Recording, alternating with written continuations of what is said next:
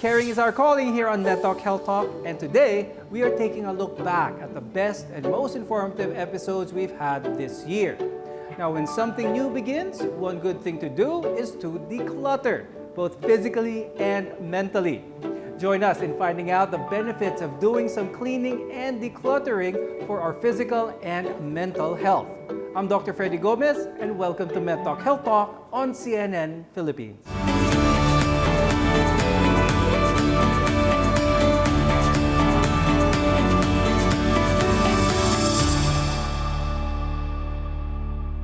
Clutter can make it difficult to get things done and find what you need. Now, this makes us become frantic and stressed and possibly setting a negative tone for the entire day.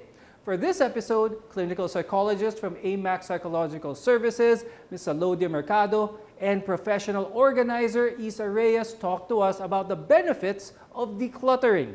Now, your home, everyone's home, should be your sanctuary. It should be a place for you to unwind as well as relax. But when it's full of clutter, full of stuff, it may become the opposite. Cluttered environments can affect your overall well-being. I'd like to start off the conversation with Ms. Day. Aside from less stress, less anxiety, ano yung mga benefits of a home that has less clutter? Whenever there is clutter, it somehow makes you feel stagnant kasi. But when you let go of the things that you do not need anymore and start piling up and organizing things that you need, it makes you feel better because once you see things in order, it optimizes your environment. Thus, your mood and your mind. Mas nagiging kalmado yung ating pakiramdam and the state of mind whenever we have a good environment. Having a cleaner space boosts the mind, enhances focus, mas maganda yung productivity. So mas maganda siguro, mas creative ang tao kapag decluttered. But Ms. Day, ano kayang problema? Bakit mas madalas hindi nagiging organized ang tao kung all of these benefits are there? Well, actually, it's a natural thing to happen for human beings to have clutter in their environment. Kasi psychologically speaking, we are very sentimental in nature. Most especially as Filipinos, we wanted to collect things. We wanted to make sensible of the things we encountered in the past. Ganon naka-structure yung brain natin kasi bigger part of our brain is responsible for our emotions na nakabind sa mga objects that we have in our environment. Kaya it's really natural for everyone to have their own clutter in their environment. In this time of COVID-19, we want to make sure that we're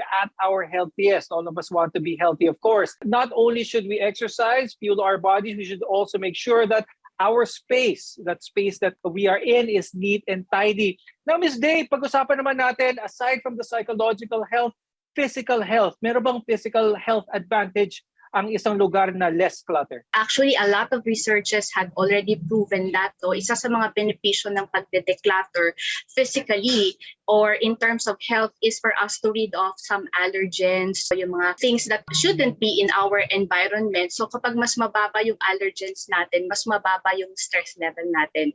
And whenever we declutter, nakakatulong din yan sa pagpapababa ng stress level or cortisol level natin sa katawan. A lot of researchers showed that people tend to experience increase in stress hormones whenever they deal with their disorganized belongings.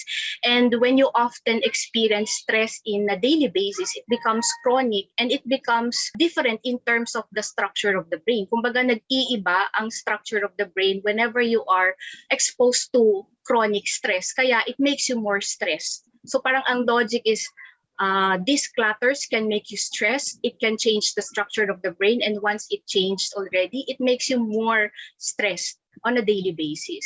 When you have too many things lying around, someone might feel like that they're not in control in their life. May loss of control for that matter. Ms. Isa, pag-usapan naman natin yon. Can having clutter constantly, could this lead to a lack of self-esteem ng isang tao? I always say that if there's one thing in your life that you can fully control, those are the things that you own. Because one, they don't have any reaction, they cannot complain because those are just things.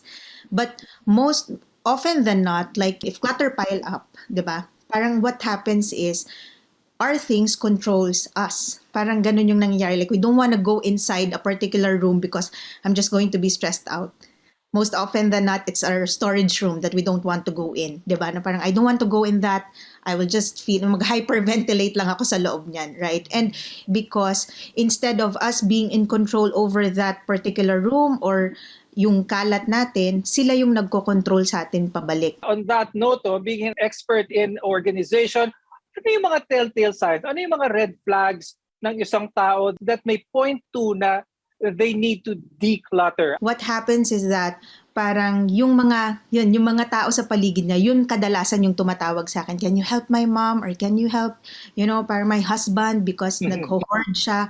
And as a professional, I understand that being a hoarder or if you are a collector, it's an accumulation of, parang it's kind of a habit na nagbi-build up. So it's kind of hard na parang dadating ako doon and then it's just going to be like one event we have to let go of your stuff. So that's why I need to come up with logical reasons why they need to declutter slowly. And one of that logical reasons was mentioned earlier, which is to protect your health and hygiene. Coming up, let's find out when collecting items become a sign of a hoarding disorder. We're your connection to healthcare, so keep it here on MedTalk Health Talk.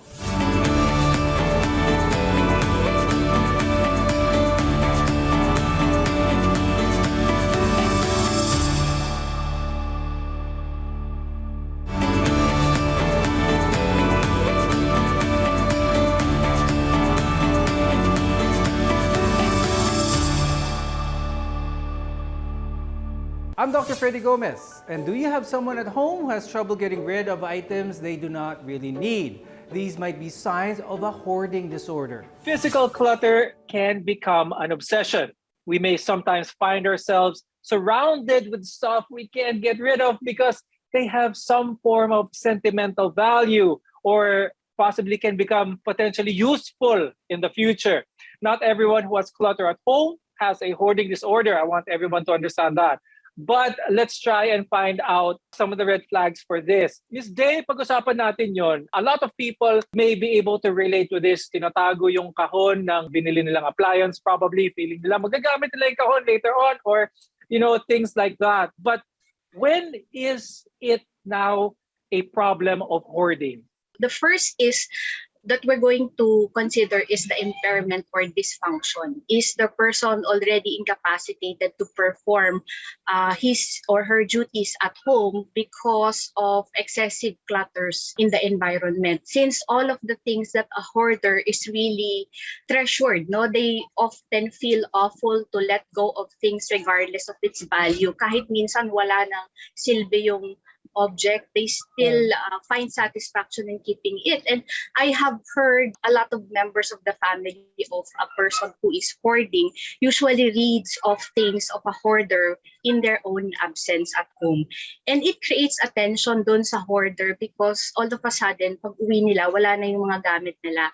And masasabi natin that it would create even more serious concerns on their mental health kasi I have seen a lot of people who commit suicide or ended their lives because of simply reading off their objects or important things at home. Now, my question for Isa is, why do you think people hoard? One is probably they're filling up a void, and it's also a process because it's difficult that we're going to do it at one go without them realizing and accepting in themselves that they need to let go, they need to declutter. Some people with a hoarding disorder may also experience possibly other mental health disorders. Is this possible, Ms. Day? Could you give some examples if so? Is highly related to other disorders such as depression, anxiety, and ADHD, and even trauma. Based on my experience, when we're talking about the common cold, which is depression, most of them do not like to work or to stand up from their own bed. And their energy is very much limited to just survival activities such as eating and sleeping. Doon na lang umiikot yung buhay nila. And most of the time, they find it very challenging to declutter. That's why when you see a person experiencing depression, anxiety, and ADHD, you can see their environment really messy. Hoarding, studies have suggested, can be seen in those as early as 11 to 15 years old, and it can get worse with age. Now, hoarding is also common in older adults as well. Ms. Isa, ano yung mga risk factors that one may develop itong hoarding na ito? I think what happens is dun sa mga nagho-hoard ng gamit, no, parang it's kind of parang they're having a hard time getting off that habit of buying and collecting. And collector kasi make sure that they take care of their things. Kumbaga parang when they buy something, they know where to put it, they know where to probably hang it or keep it, store it. That's a collector. While a hoarder, on the other hand, parang when they buy or when they get things, they don't think of saan ko ba to ilalagay. It's really just the action of, acquiring and getting that item without realizing that it will again affect them, physically, mentally, emotionally. What are the sort of steps in order to address the hoarding disorder, possible treatment, management scenarios for this? Yes, whenever, kagaya ng sinabi ni Miss Isa, no, it's very difficult to make a person who is suffering from hoarding disorder to really understand the underlying reason of doing so. But we can start with simple psychoeducation or making the person aware of the nature of what he or she is experiencing. The family dynamics is really very important in managing and treating this kind of issue because ang sabi nga, ang sakit ng kalingkingan ay sakit ng buong katawan. Kaya it's very important that there is dynamism, there is a process that has to be done within the family because by the end of the day, this is not an issue of the person who is hoarding only, but I guess all members of the family that they have to fill in a certain emotional support to that person who is suffering. Is it common for just one person, the person who is hoarding, to be the focus of attention here? Or is it possible na merong mga enablers ito sa buhay niya? I would say that there's a certain hormone that is being produced when you are hoarding that is very much similar to addiction. And it's so much difficult to deal with urges and cravings whenever we talk about hoarding behavior and how they are getting motivation from doing so. Kaya napaka-importante that each of members of the family would understand the triggers of this person moving towards their collecting or hoarding behaviors, which are not on the normal orders. So mahalaga na maintindihan ng tao kung ano ba yung mga sitwasyon, objects, people na mas nakakapag-push sa kanila na mag-hoard. So it's more on like understanding themselves better so that they can do better decisions in the future. If you're still at a loss on which items to ditch, then we've got decluttering tips for you. MedTalk Health Talk will be right back.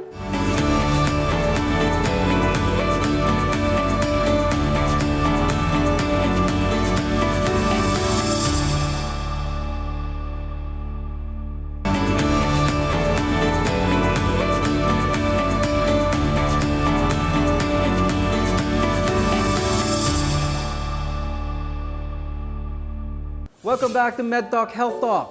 Decluttering can be overwhelming. So where do we start when we have a room full of idle stuff? Our guests Isa Reyes and Alo de Mercado gave us some tips on decluttering and organizing. Now, sometimes we may spend hours, days, or even weeks making to-do lists and buying organizational items to help manage our clutter. But what if that doesn't help? Identifying the cause of clutter is definitely a great first step. Ms. Isa, I'll start with you. What are some of the common things that can help someone start their decluttering journey? Okay, number one that you need to do is set an intention first. What is the intention in this particular space? What do I want to feel in this particular space? Like, for example, when you're in your bedroom, what do you want to feel here? Do you want to feel at peace? Is it going to be your sanctuary, your resting place, right? You have to make sure that you know the intention in that space. Because with that intention, that's where you will start. Now, on the technical part, then as mentioned earlier, you only have to remember three things. You can actually be organized without throwing first, because I understand that decluttering is already an overwhelming task. So if an overwhelming feeling plus an overwhelming task, it's not actually a good mix. But one way for you to assist yourself is that you do sorting first, build a category, sort it, put like items together, and once that you have that visual inventory, now that's where you move on to decluttering, which will make it a little bit easier. What's your advice for the viewers on how to let go? because I think that's an important thing, how to be able to let go, because especially for a hoarder, that is one of the things that is very difficult for them to do. So what kind of tips, what kind of advice can you give? So it's more on awareness and being mindful of the things that have to be prioritized as of the moment. Like for example, itatabi mo ba yung mga gamit na ginagamit mo pa nung high school? Kasi no matter how important these things to you are, no, hindi naman na siya nagagamit on the present time. You have to let go of it. Same as our psychological baggages, no, we have to be aware of the benefits of decluttering emotionally and psychologically. And it's also part of the process. I do understand it is not a one-time processing that the next day you wake up, you can already let go of the things that you have been collecting or been saving for the longest time. No, always remember that what comes in must come out. Are there tried and true ways in order for our viewers to start their decluttering journey? There's one method called the KonMari method. Could you say something about this? Yeah, I'm actually a KonMari consultant in training. I discuss my personal method, which I call the homeward technique. That is the process of you going home to your home. And it's the three-step process. It's sorting, detaching, and rehoming. And I would always say in sorting, you know what you have because that's when you put like items together. In detaching, you understand what you need. And that is the process of, looking at things objectively. And in rehoming, you accept what is left. So you just have to remember three important steps. And I think it's very more applicable for Pinoys, especially we're highly sentimental. There's always a story to tell. Like, bigay ng lolo ko, bigay ng kapitbahay ko, nakuha ko nung unang sweldo ko. So that's why I created that technique. And you can watch my videos. I explain there how to do it, but it's easy to remember. It's easy to follow. And you don't have to be hard on yourself at the get-go where you have to let go right away, but actually, understanding the commitment in taking care of your things. When we start to take control of the clutter, we take better care of ourselves. I'm Dr. Freddy Gomez. Thank you for watching Med Talk Health Talk.